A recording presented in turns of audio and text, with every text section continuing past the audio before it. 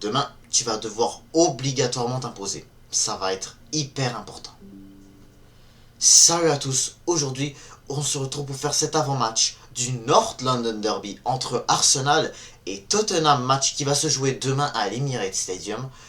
Et en tout cas, le but vraiment de cette vidéo, le but vraiment surtout de cette vidéo, c'est pour vraiment vérifier, non seulement de vraiment parler de l'équipe qu'on n'aura pas le choix de voir, tout simplement parce que voilà, il faut que dans cette vidéo on parle surtout de qu'est-ce qui se passe pour de vrai aux Gunners. Alors je peux vous dire déjà que je me suis calmé sur cette élimination de FA Cup contre Manchester United. Je sais, c'était vraiment décevant. J'étais hyper énervé. Je pouvais plus vraiment faire avec ces ratés tellement incroyables. En plus que tu as un penalty, voilà. L'arbitre qui était pas ton, l'arbitre qui était beaucoup de ton côté en donnant ce penalty qui normalement ne semblait vraiment pas l'être.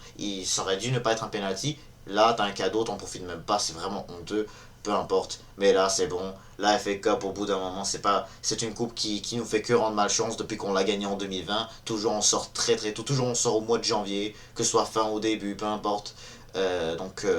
Écoute, toujours on doit tomber sur des grosses équipes par la suite et tout. Là, donc ça va pas vraiment servir à grand chose de toujours vraiment s'inquiéter, de toujours vraiment s'énerver à chaque fois qu'on joue à chaque fois qu'on doit sortir très tôt en FA Cup. Ça commence à devenir trop, je le sais, mais malheureusement, malheureusement on n'est pas du tout chanceux. Surtout qu'on a joué, surtout que vraiment le fait qu'il n'y ait pas non plus les joueurs qu'il nous fallait là, donc là on peut comprendre un peu. Le truc aussi c'est que j'entends beaucoup en tout cas de rumeurs de transfert. Je sais pas, j'entends une rumeur comme quoi Nico Williams pourrait venir. Euh, Aussi j'entends que même Gyökeres pourrait venir, Vlahovic qui pourrait venir, en tout cas plein de choix de buteurs, mais même Isaac, mais écoute, Isaac je préfère pas vraiment le voler à Newcastle United la vérité, mais il y a plein de choix. Aussi j'entends Xavi Simons en tant que milieu de terrain, on pourrait le prendre. J'entends même que Zubimendi, un joueur de la Real Sociedad, a confirmé qu'il viendra chez les Gunners, mais par contre l'été, pas maintenant. Et c'est ça que je trouve ça pas cool du tout, c'est que vraiment j'aimerais vraiment avoir un nouveau joueur chez nous.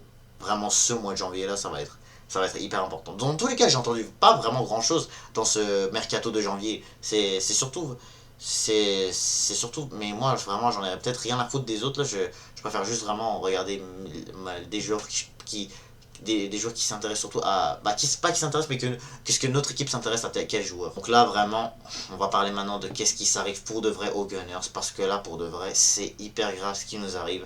On est littéralement en crise totale. Sur l'année 2024, tu as 4 matchs et une seule victoire en 4 matchs lors de l'année 2025. Le seul match que tu as pu gagner, c'était bien le premier qui était le 1er janvier. On a gagné 3 buts à 1 contre Brentford. J'ai cru au début que ça allait bien continuer, mais malheureusement ça s'est vite mal allé par la suite après le match nul contre Brighton, la défaite 2-0 contre Newcastle et la défaite au tir au but contre Manchester United. Donc vraiment c'est les 4 premiers matchs de l'année 2024 et qui se terminent vraiment avec 2 défaites, soit disons une si on compte pas vraiment le fait qu'on ait perdu au penalty, mais même à ça, ça va faire deux matchs nuls. Voilà, Brighton, Man U, et bien sûr la défaite contre Newcastle United, puis une victoire. Donc, peu importe, ça commence à devenir grave nos affaires. On était hyper bien parti en plus. À chaque fois on part bien, mais qu'on finit par mal aller. C'était le même cas au début. Au début, là, on était hyper bien parti. Et là, voilà, les blessés, les cartons rouges et tout, ça fait qu'on est tombé. Donc, littéralement, le vrai problème, c'est surtout vraiment le fait que tous les jours qu'on perd qui nous empêche vraiment de gagner nos matchs. Et là maintenant, c'est pas juste vraiment le fait que tu as beaucoup de joueurs qui sont pas là, ça veut dire que normalement tel joueur pourra faire tel joueur qui sont toujours ici peuvent toujours continuer d'être top, parce qu'au début de l'année t'avais quand même j'aimais beaucoup Kai Havertz. Il avait super bien commencé la saison avec déjà beaucoup, il avait marqué en tout cas beaucoup de buts à l'Emirates Stadium contre Wolves, contre Brighton, contre par la suite Bolton, voilà, etc., contre le PSG, contre Southampton. Il marquait beaucoup de buts surtout à l'Emirates Stadium. Donc vraiment j'aimais bien le début de Kai Havertz, mais là maintenant il fait que des ratés. Il fait que des ratés vraiment phénoménal, vraiment. c'est n'importe quoi, c'est des ratés tellement honteux. Surtout vraiment celui que je vous ai montré, vraiment ouvert, t'as les buts vides, même à ça t'arrives quand même à même pas juste la viser, t'arrives même pas à... On dirait que son défi c'était surtout de viser le ballon vers les airs, c'est surtout ça le truc.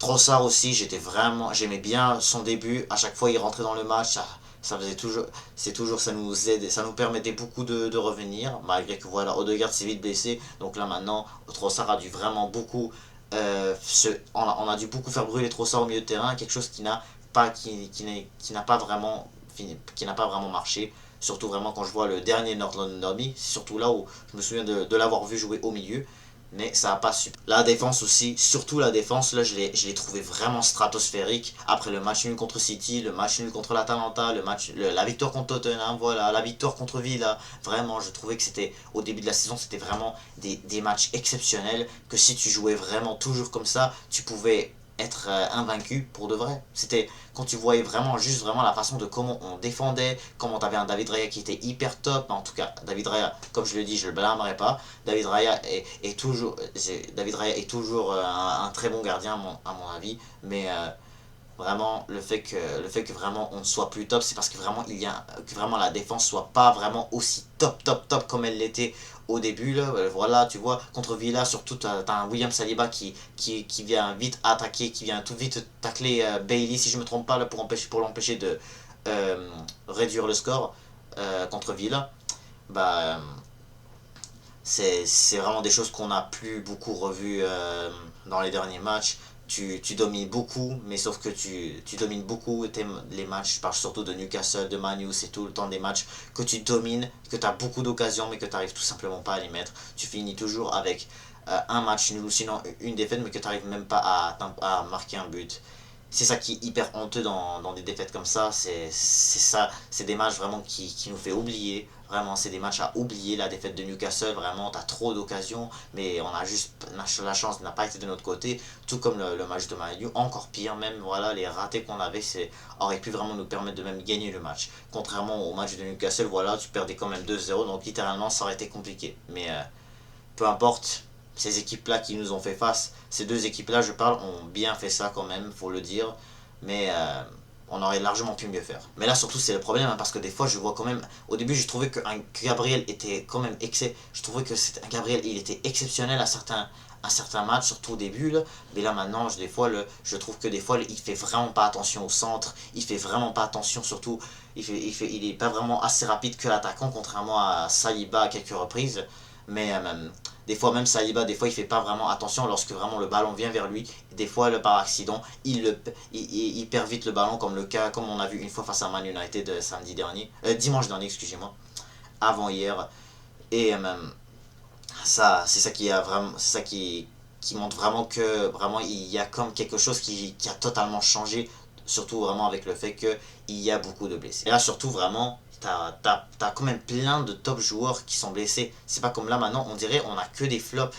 Martinelli, genre juste quelques reprises qui m'a pu impressionner cette saison. Je parle surtout du match contre City, exemple, il fait la passe d'A Calafiori. Des matchs où est-ce que vraiment, des matchs vraiment où est-ce qu'il arrivait à marquer des buts contre Leicester City. Je me souviens plus contre qui d'autre. Il avait marqué contre Crystal Palace au début des vacances de Noël. Bien sûr, il y a quelques reprises il a marqué des buts, mais malheureusement, ça n'a pas pu vraiment finir. Malheureusement, il n'a pas pu jouer comme ça tous les jours. Contre Sporting aussi, il a fait un superbe match. Mais parfois, il faut dire que les autres ailiers ont toujours besoin de l'aide de Bukayo Saka, il faut le dire. Parce que vraiment, Bukayo Saka, comme vous le savez, j'ai toujours espéré à ce qu'il ne se blesse pas. Mais malheureusement, on va falloir qu'on attende jusqu'à début mars avant son retour. C'est ça qui m'inquiète pour de vrai, parce que là, tu auras beaucoup de gros matchs. Déjà, tu as le North London Derby qui va être très difficile. Tottenham, en parlant de Tottenham, ils ont leur attaque au complet. Et là, Tottenham, il faut dire que c'est l'inverse. Tottenham, ils ont toute leur défense de blessés, ou presque, et ils ont toute leur attaque. Voilà, ils vont avoir Son, Solanke, comment s'appelle l'autre, Johnson, mais il y a aussi Kulusevski, bien sûr, Hugminson, Solanke et l'autre, Madison aussi. Donc c'est une superbe attaque, hein. Faut le dire, c'est une attaque stratosphérique. Mais j'espère que ça va pas. J'espère que vraiment on n'aura aucun mal de les défendre. Surtout que vraiment, je me souviens la dernière fois lors du North London Derby du mois de septembre, lorsqu'on s'est imposé au Tottenham Hotspur Stadium. Et ben, faut dire qu'on a eu beaucoup de mal. Tottenham ont très bien joué. On a gagné dans la douleur.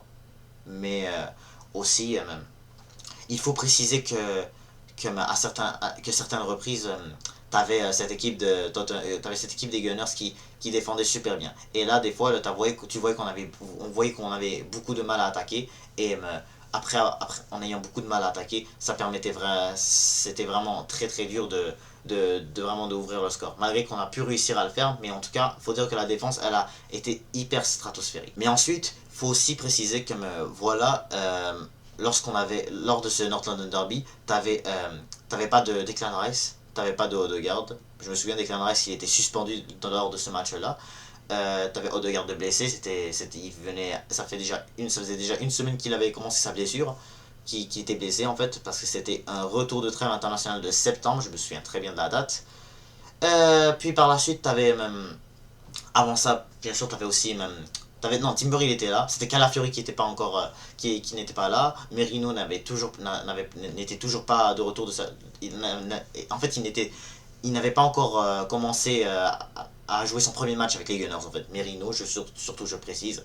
En tout cas, faut dire que j'étais pas mal inquiet, même à ce moment-là. Hein. J'étais quand même inquiet parce que là, il fallait qu'on assurait après vraiment ce match nul contre Brighton et que vraiment je voyais que Rice était suspendu, mais que surtout par la suite j'entendais que Odegaard s'est blessé avec la Norvège. Je me suis dit, aïe, ça va être difficile, hein. Je le sens parce que je sentais que quand même Tottenham allait essayer beaucoup de nous mettre un but, mais c'est allé un peu trop. Mais finalement on était assez stratos. Mais là maintenant je pense que vraiment on peut parler maintenant de ce match pour de vrai. Faut parler surtout de vraiment maintenant, on va essayer de parler maintenant surtout qu'est-ce que Tottenham a pu faire lors des derniers matchs.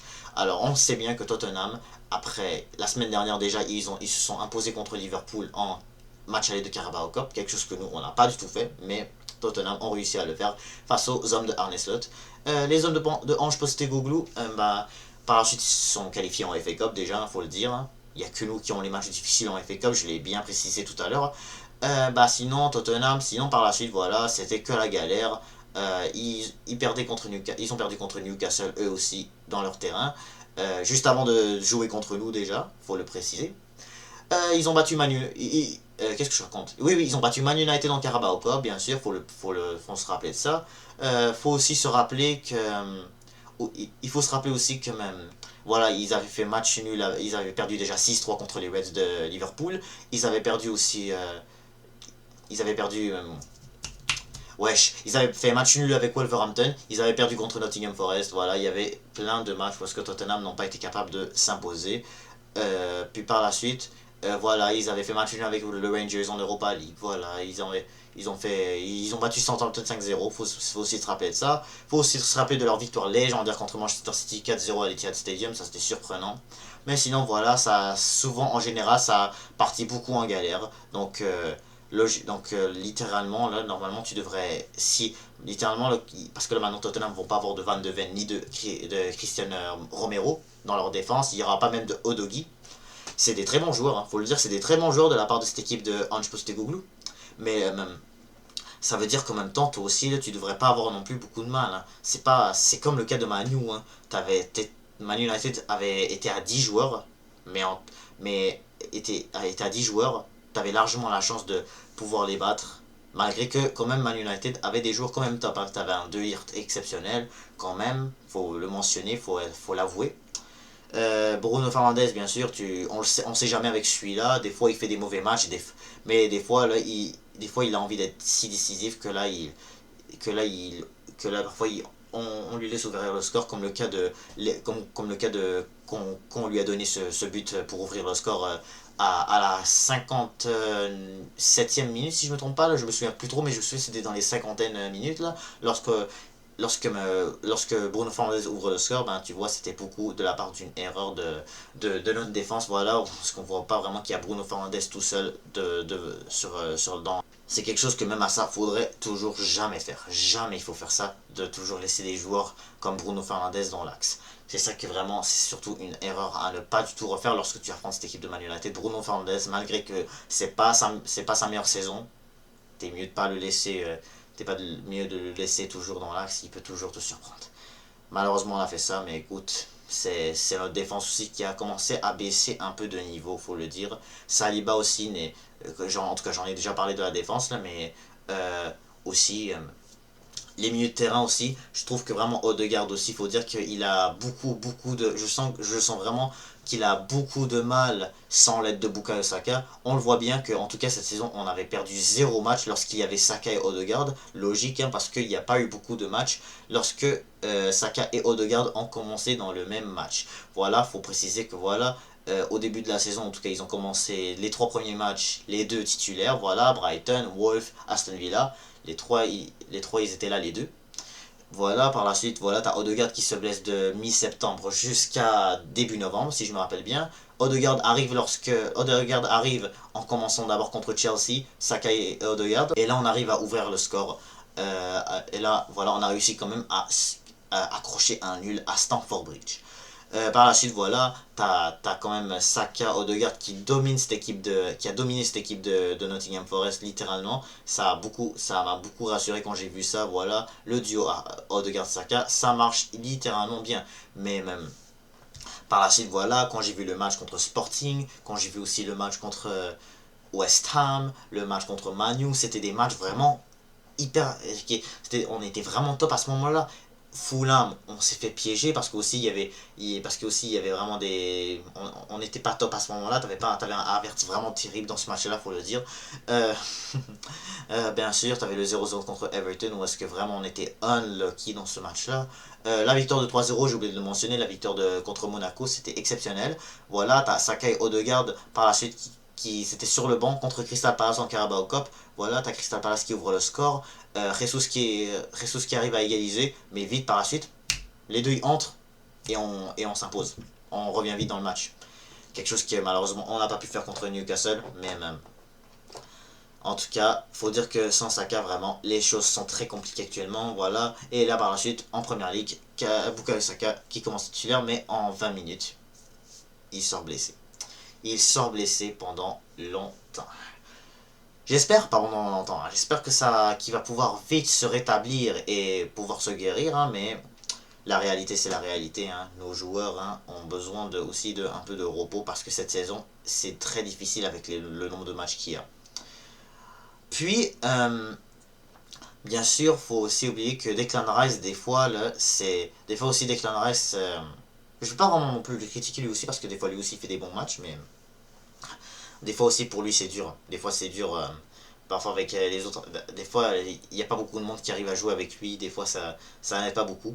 Donc honnêtement je peux comprendre comment vraiment la plupart de nos bons joueurs ont souvent eu beaucoup de mauvais matchs. En tout cas sans surtout le fait qu'on soit toute l'équipe tous ensemble. On a souvent moins de mal. Donc là, peut-être que je vais m'y mettre encore une fois à m'y croire, mais là, on va vite parler maintenant de l'équipe qu'on devrait voir face à cette équipe des Spurs. Déjà, dans les buts, David Raya, logique. Encore une fois, je ne vais pas le blâmer sur la séance de tir au but.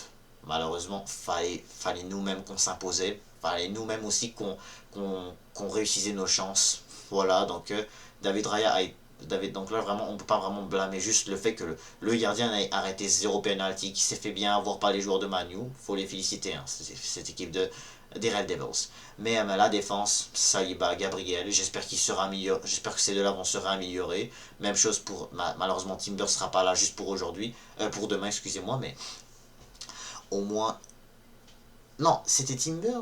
Non, c'est vrai. Non, je pense Timber et Calafiori, malheureusement, les deux vont pas être là pour pour demain, là, pour le North London Derby. Mais au moins, je pense qu'il va pouvoir. Mais au moins, j'espère que Lewis Kelly va pouvoir reprendre sa belle forme qu'il a pu avoir lors des matchs de Champions League ou les matchs, en tout cas, où est-ce que vraiment on avait vu une équipe. Lorsqu'il avait en tout cas beaucoup été top, comme Crystal Palace. Plein de matchs qui étaient impressionnants. Donc vraiment, contre Manchester United aussi, en première ligue, faut le dire.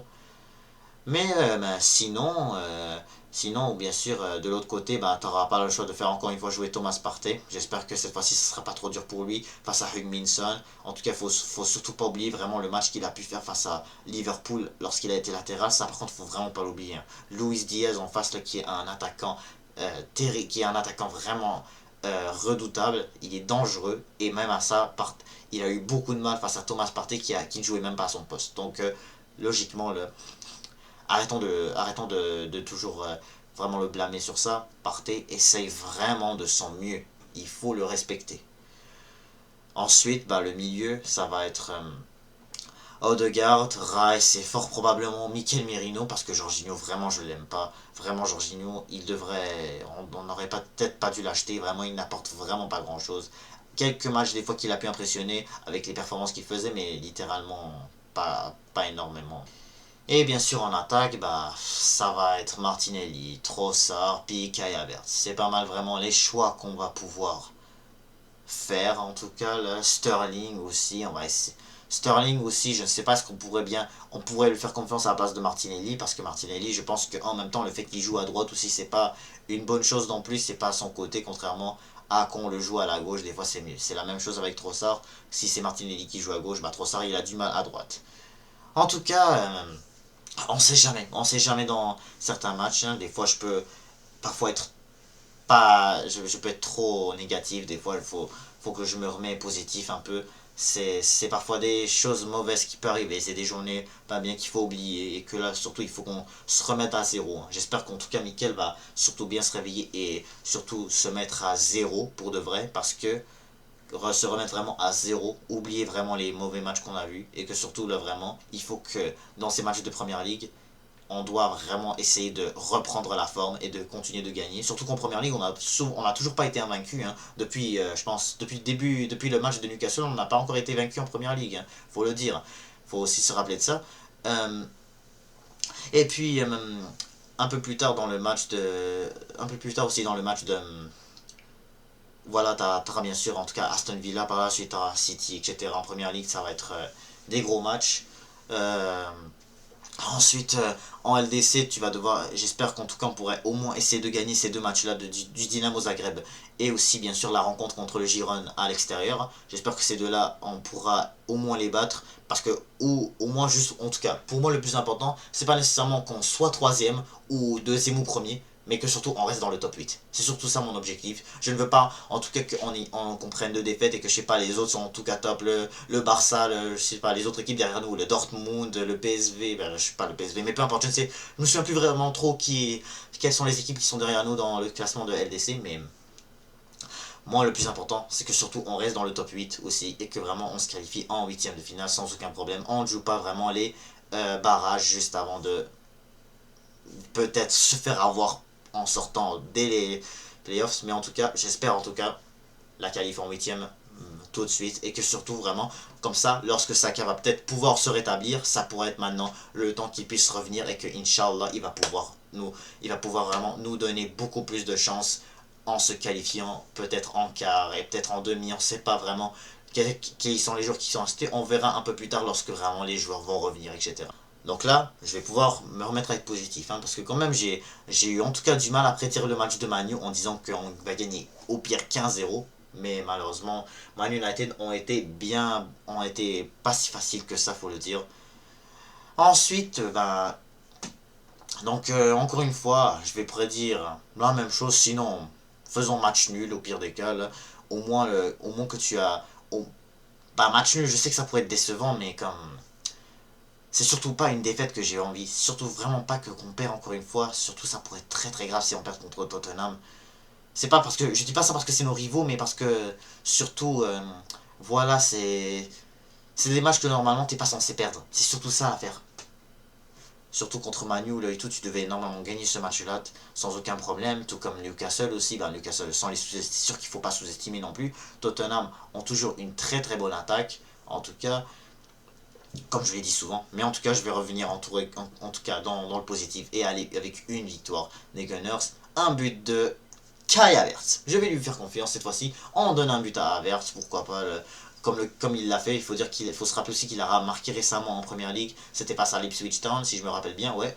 Non, il n'avait pas marqué contre Brentford, non, non, non. C'était contre l'Ipswich la dernière fois qu'il avait marqué. Donc pourquoi pas, hein, pourquoi pas qu'on lui donne encore une fois une chance et qu'il puisse vraiment nous permettre de s'imposer dans cette rencontre, dans ce North London Derby.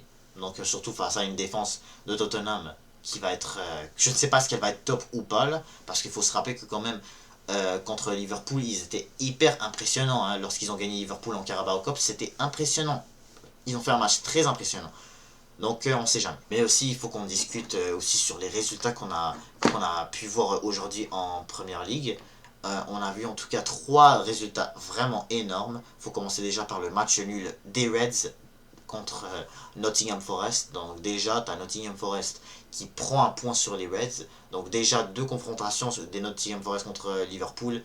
Et même pas une défaite vraiment. Un nul, une victoire à Anfield en plus. Donc vraiment, Nottingham Forest, chapeau à vous. Vous êtes en tout cas très impressionnant. Et là maintenant ils sont un point devant nous. Donc là maintenant il faut qu'on assure déjà qu'on puisse au moins les dépasser et se rapprocher bien sûr des hommes de Arne Slot si on gagne demain. Bien sûr ensuite tu as Chelsea qui perd encore des points. Maintenant c'est 4 matchs de Chelsea sans victoire. Si je me rappelle bien c'était Everton match nul, Fulham défaite, Ipswich défaite et ensuite Crystal Palace match nul. Et là maintenant match nul. Hein. J'ai oublié c'était la défaite de Fulham que j'avais oublié de mentionner. Mais ouais, c'est finalement 5 matchs sans victoire. Donc ça commence à aller grave même pour les hommes de Enzo Maresca. Puis voilà, t'as toujours Manchester City qui se remet en crise après déjà 2 victoires. Déjà 3 victoires consécutives depuis la fin, depuis qui s'était vraiment en galère. Il termine bien l'année déjà avec une victoire de 2-0 contre Leicester. Et voilà, il commence bien l'année en battant West Ham et en battant bien sûr Salford City en FA Cup 8-0. Et là maintenant, ils affrontent Brentford aujourd'hui et ils mènent 2-0, il reste 10 minutes. Et là, t'as Brentford qui revient vite à 2-0. City les ont encore une fois, ont laissé encore une fois leur adversaire revenir au score comme ils l'ont fait face au Feyenoord. Donc vraiment, c'est un gros cadeau encore une fois qu'on nous donne. Hein. Alors souvent lors des derniers résultats, comme je l'ai dit souvent, à chaque fois que Liverpool ne gagne pas, bah, même nous on gagne pas. On l'a vu face à Man U, on l'a vu face à Man U, on l'a vu face à Fulham aussi. Lorsque Liverpool s'impose pas, bah, même nous on s'impose pas. C'est ça le truc que des fois je commence à en avoir marre de voir à chaque fois. Je pense que ça s'est arrivé juste une fois comme quoi on s'est imposé mais que Liverpool se sont pas imposés. C'était la dernière fois lorsque Newcastle avait fait match nul avec eux. Pendant ce temps-là, nous on arrive à gagner contre Man U. Et bien sûr, faut pas oublier leur défaite de 1-0 contre Nottingham. Et par la suite, nous on s'impose contre les Spurs. Donc, je vais rester positif en tout cas. Il faut encore une fois qu'on donne la chance. Hein. J'espère que cette fois-ci ça va beaucoup mieux aller de notre côté. Surtout vraiment avec nos attaquants qui ont eu beaucoup de mal lors des 2 derniers jours. Donc je vais encore y croire pour aujourd'hui, surtout que c'est un match de Première Ligue. Peut-être parce que la FA Cup c'était pas vraiment. Peut-être que Arteta n'a pas été aussi non plus strict aussi sur ce match contre Man U ou dans ce match aussi contre Newcastle aussi. Donc littéralement on les connaît bien, c'est surtout vraiment on connaît bien Arteta. Des fois c'est surtout un coach qui se concentre beaucoup sur vraiment les matchs de Première Ligue ou la LDC aussi. Donc littéralement si c'est ça, c'est pour vraiment qu'on arrive à la remporter surtout. Hein. C'est surtout à remporter au moins un des deux. Hein. Et j'espère qu'on pourra remporter. Donc ça va être la fin de ce débrief. N'hésitez pas à vous abonner, liker, commenter. Et je vous dis à toutes.